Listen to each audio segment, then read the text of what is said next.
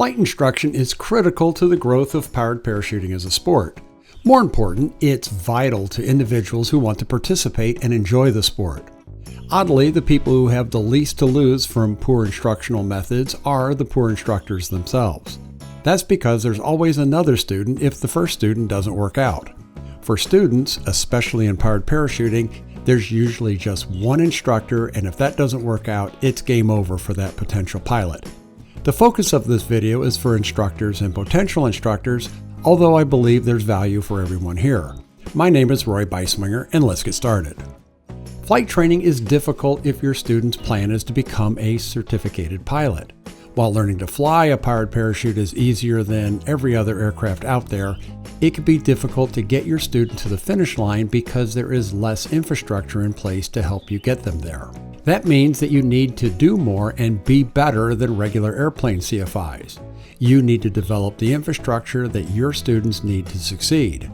That includes equipment, training resources, and other instructors or designated pilot examiners. Here are some tips.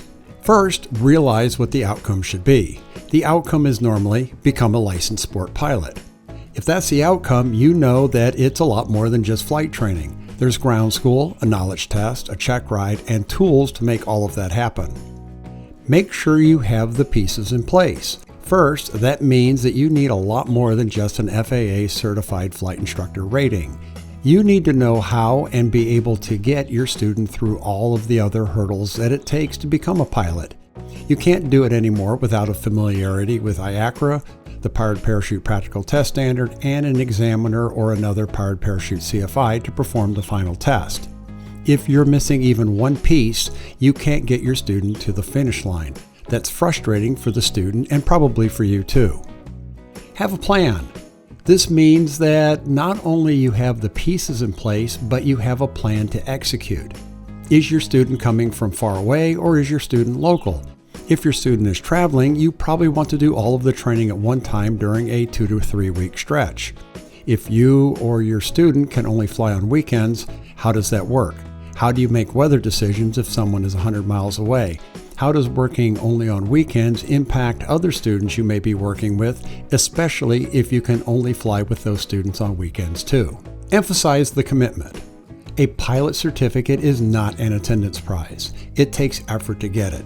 You know what it takes. You need to communicate that to your students so they can prepare both academically and mentally before you begin flight training. Respect your students' time. Nothing is more frustrating to a student than to set a goal and set time aside to meet that goal and find that you're unavailable. It's bad enough that weather can be uncooperative. You certainly don't want to leave a student on the ground in good weather when it's possible to fly. Also, be honest about the time it will reasonably take to get finished. Training in 2 weeks works if there is great weather and focus on one student.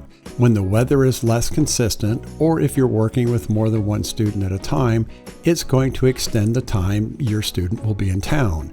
That equals more time away from work and higher transportation costs for them. It's only fair to be realistic. Don't overcommit. This happens with so many instructors, experienced and inexperienced. You simply can't train everyone. And the more students you take on, the more likely it is that you won't finish all of them. In fact, if you spread your time out with too many students, there's a very good chance that you won't be able to finish up anybody. I try to finish up only 5 students in a summer session in the Midwest, and that is an aggressive schedule.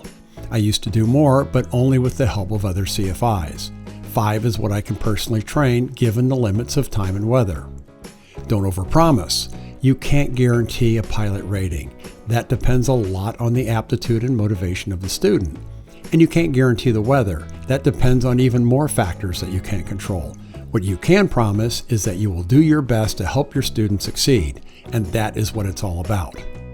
But don't scare off students. You can be realistic without being a Debbie Downer. Part of your job is to be positive and assure your students and potential students that learning to fly is a very achievable goal.